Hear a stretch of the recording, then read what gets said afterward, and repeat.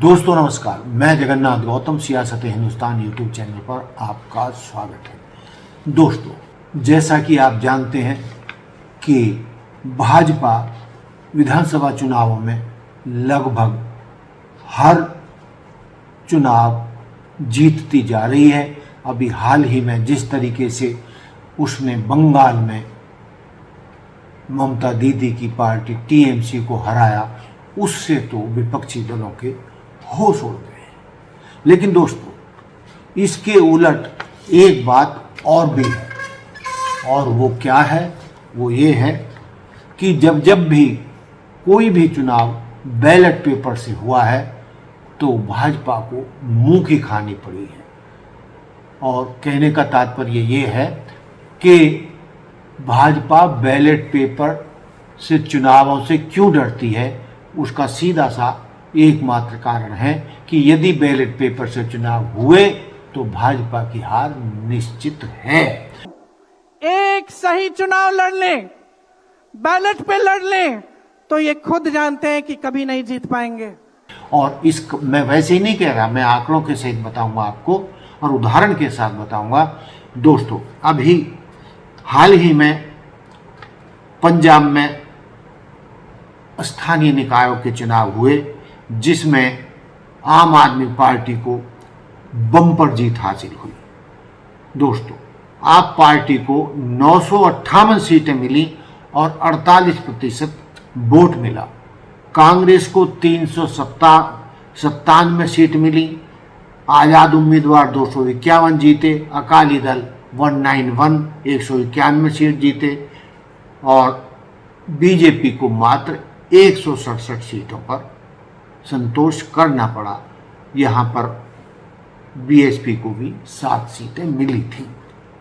दोस्तों, अब आप कहेंगे कि भाई पंजाब में तो भाजपा का शासन नहीं था या वहाँ पर तो उनके कोई दबदबा नहीं है। लेकिन दोस्तों, बात इतनी नहीं है, इससे भी आगे बढ़कर है, जिसमें आपको ये बिल्कुल भरोसा हो जाएगा कि भाजपा बैलेट पेपर से चुनावों में हमेशा क्यों हारती रही है। इसीलिए वो बैलेट पेपर से चुनावों के मुद्दे पर एकदम भड़क जाती है और ईवीएम से ही चुनाव कराना चाहती है, जिससे कि वो ज्ञानेश कुमार की मदद से, एसआईआर की मदद से हर चुनाव जीतती रहे। तो दोस्तों, जो मैं मुख्य बात कहना चाह रहा था, मैंने आपको उदाहरण दिया पंजाब में आप पार्टी ने कितनी बम्पर जीत हासिल की। और उसी तर्ज पर दोस्तों, यूपी नगर पंचायत सदस्य का भी चुनाव हुआ था। उसमें भी बैलेट पेपर से चुनाव हुए, लेकिन दोस्तों उन चुनावों में निर्दलीयों ने 7177 सीटों में से 4824 सीटें जीती। दोस्तों, मैं एक बार फिर दोहरा रहा हूँ, स्थानीय निकाय चुनाव उत्तर प्रदेश नगर पंचायत सदस्य निर्दलीयों का दबदबा रहा और निर्दलीय उम्मीदवारों ने 7177 सीटों में से 4824 सीटें जीतकर सबको चौंका दिया और उन्हें 67.67% सीटों पर कब्जा किया।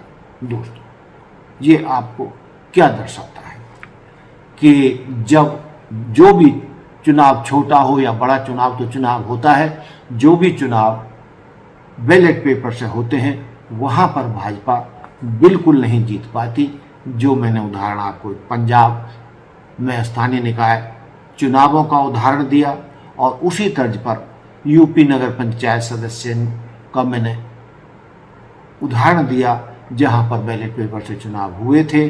वहाँ पर 7177 सीटों में से 4824 सीटें यानी 67% सीटों पर आज़ाद उम्मीदवारों ने कब्जा किया और भाजपा को मात्र 1403 सीट ही मिली। कहाँ आज़ाद उम्मीदवारों को 4824 सीटें और भाजपा को 1403 सीटें मिली। तो दोस्तों, इस सब का मतलब क्या है?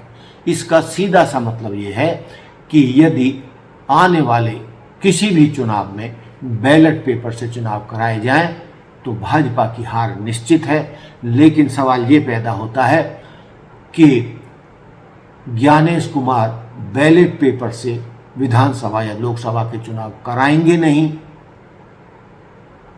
और ज्ञानेश कुमार के साथ मिलकर भाजपा हर चुनाव बंगाल की तर्ज पर जीतती रहेगी। बंगाल ही क्यों, आप देख लीजिए पिछले कई चुनावों का हरियाणा विधानसभा हुए हों या महाराष्ट्र विधानसभा चुनाव, बिहार विधानसभा चुनाव और उसके बाद जो कई राज्यों के चुनाव हुए, जिसमें मुख्य रूप से जो हम उदाहरण देते हैं बंगाल चुनावों का देते हैं कि किस तरीके से ज्ञानेश कुमार के साथ सेटिंग करके भाजपा ने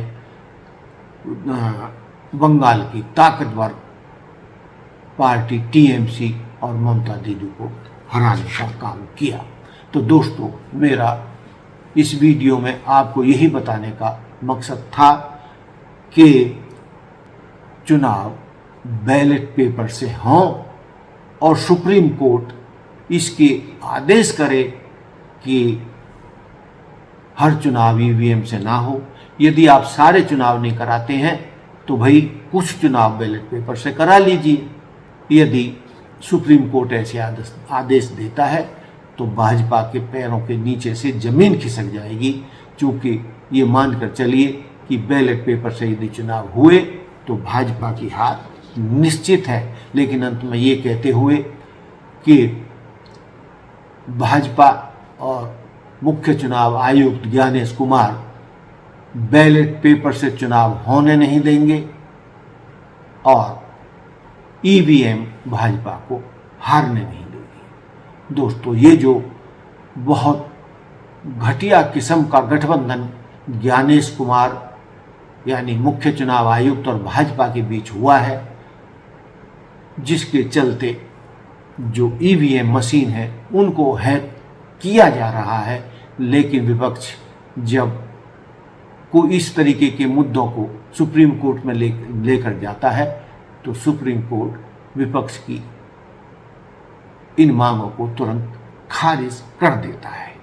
तो दोस्तों, कहने का तात्पर्य ये है, ना बैलेट पेपर से चुनाव होंगे और ना भाजपा किसी चुनाव में हारेगी, और यदि बैलेट पेपर से चुनाव हुए तो भाजपा की हार किसी भी चुनाव में निश्चित है। अब बैलेट पेपर से चुनाव हों तो कैसे हों, विपक्ष की बात को माने तो कौन माने, जब ज्ञानेश कुमार मानेंगे नहीं, सुप्रीम कोर्ट में भी सुनवाई हो नहीं रही है। तो दोस्तों, भारत में लोकतंत्र दम तोड़ रहा है और उसका एक बड़ा कारण ईवीएम से चुनाव है। तो आप क्या सोचते हैं, आपको क्या लगता है कि यदि बैलेट पेपर से चुनाव हों तो वो निष्पक्ष चुनाव हो सकते हैं और भाजपा को मात दी जा सकती है? लेकिन दोस्तों, जो हमने इतनी सारी बात की उसका लबो-लुबाब ये है कि ईवीएम से चुनाव होंगे तो भाजपा को हराना मुमकिन नहीं बल्कि नामुमकिन है। अब इस समस्या का समाधान निकले तो कैसे, ये तो देश की जनता ही कोई समाधान निकाल सकती है। इसके लिए क्या उनको सड़कों पर आना होगा लाखों करोड़ों लोगों को, ये तो मैं नहीं कह सकता, क्योंकि जो भी हो शांति प्रिय तरीके से हो, कानून के तरीके से हो, और इसमें सुप्रीम कोर्ट को अपनी महत्वपूर्ण भूमिका निभानी चाहिए, जिससे विपक्षी दलों को सुप्रीम कोर्ट पे और अदालतों पर विश्वास लौटे और जो गड़बड़ियाँ ईवीएम के द्वारा ज्ञानेश कुमार के द्वारा हो रही हैं उससे विपक्षी दलों का पीछा छूटे। तो दोस्तों, जो मैंने मुद्दे आपके सामने रखे या जो पॉइंट आपके सामने रखे उस बारे में आप लोग क्या कहते हो, आपका क्या मानना है? क्या बैलेट पेपर से चुनाव होने चाहिए और ईवीएम से चुनाव नहीं होने चाहिए? यदि ईवीएम से चुनाव हो तो वीवीपैट पर्चियों की भी गिनती साथ के साथ होनी चाहिए, तभी दूध का दूध और पानी का पानी हो सकता है। इसी के साथ दोस्तों, ये मेरी बात समाप्त होती है। देखते रहिए सियासत Hindustan. Like, subscribe and share